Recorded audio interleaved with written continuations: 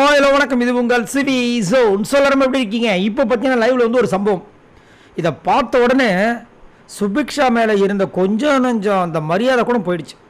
ஏன் என்னென்னா, நேற்று தான் வந்து இந்த வீக்லி டாஸ்க் முடிஞ்சது, அந்த காயின் டாஸ்க், ஜூஸ் டாஸ்க். இந்த ஜூஸ் டாஸ்கில் பார்த்தீங்கன்னா ஒரு டீலை வந்துட்டு விஜய் பார்வதி கிட்ட வந்து இந்த சுபிக்ஷா போடுறாங்க, நான் ஜெயிச்சா உனக்கு அந்த நாமினேஷன் ஃப்ரீ பாஸ் வாங்கித்தரேன் அப்படின்னு சொல்லியிருந்தாங்க. சரிங்களா? ஆனால் கடைசியில் அவங்க வின் பண்ணதுக்கப்புறமா என்ன பண்ணாங்கன்னா, இன்னுமே முடிவு தெரிவிக்காமல், ஆனால் அங்கே வந்து என்ன சொல்லியிருந்தாங்கன்னா, எனக்காக கஷ்டப்பட்டிருக்காங்க என்னோடய சப்ளையர்ஸ் அப்படின்ற மாதிரி பேசியிருந்தாங்க. திரும்ப விஜய் பார்வதி வந்துட்டு விக்கல்ஸ் விக்ரமை கூப்பிட்டு பேசியிருப்பாங்க. நானும் என்ன சொல்லியிருந்தேன், அவங்க இன்னும் முடிவே பண்ணாதுக்குள்ளே எதுக்கு விஜய் பார்வதி இவ்வளோ அட்டகாசம் பண்ணுறாங்க அப்படின்ற மாதிரி சொல்லியிருப்பேன். ஆனால் இப்போ சுபிக்ஷா வந்துட்டு இங்கே இந்த கலையரசன், துஷார், அதுக்கப்புறம் வியானா உட்காந்துட்டு இருக்கும்போது பேசுகிறாங்க பாருங்கள். அதை கேட்கும்போது நம்மளுக்கு அப்படி ஒரு மாதிரி மனசு பதபதைக்குது. என்னடா இப்படியெல்லாம் யோசிப்பாங்களா அப்படின்ட்டு. என்ன சொல்கிறாங்கன்னா, எனக்கு வந்துட்டு பார்வை ஏமாத்துறேன்னே தோணலை.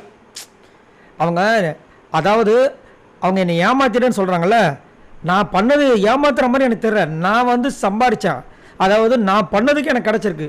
ரூல் புக்கில் என்ன போட்டிருக்குன்னு கேட்குறாங்க. ரூல் புக்கில் என்ன போட்டிருக்கான், எப்படி வேணாலும் இதை பண்ணி நீங்கள் வாங்கலாம், அதாவது அவங்கள வரவேற்கிறது, ஐஸ் வச்சு கூட வாங்கலாம்னு சொல்லிட்டு போட்டிருக்கு. நான் அவங்களுக்கு நிறைய விஷயங்கள் பண்ணியிருக்கேனே, அதுக்காக உண்டான பலனை நான் இதை எடுத்துக்கிறேன். நான் எதுக்கு அவங்களுக்கு வந்து காயினை கொடுக்கணும்? எனக்காக 2 பேர் வேலை செஞ்சுருக்காங்க. யார்?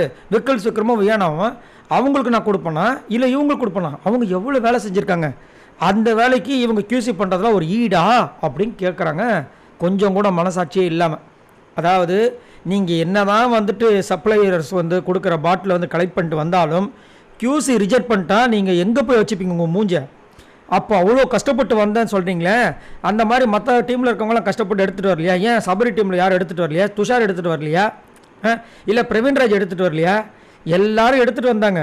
ஆனால் உங்களுக்கு நீங்கள் இவங்க கூட பேசின டீலால் கியூசியில் இருக்கிற நம்ம திவாகர் அண்டு விஜய் பார்வதி 2 பேருமே பண்ணாங்க. அந்த நன்றி உணர்வு கொஞ்சமாவது இருக்கணும். அதை விட்டுட்டு கொஞ்சம் கூட கூச்சு நாசம் இல்லாமல் டக்குன்னு இந்த பொண்ணு என்ன சொல்லிடுச்சு, இது வந்துட்டு நான் பண்ணதுக்கு எனக்கு கிடைச்ச பலன்றாங்க. கிடைச்சதுக்கு பலன்னா கியூசி கிட்டேருந்து இல்லை, கியூசின்ற ஒரு ப்ராசஸ் இல்லாமல் இவங்க வந்து எஃபர்ட் போட்டு அந்த கேமில் ஃபைட் பண்ணி எடுத்தால் அதுக்கு பேர் பலன்.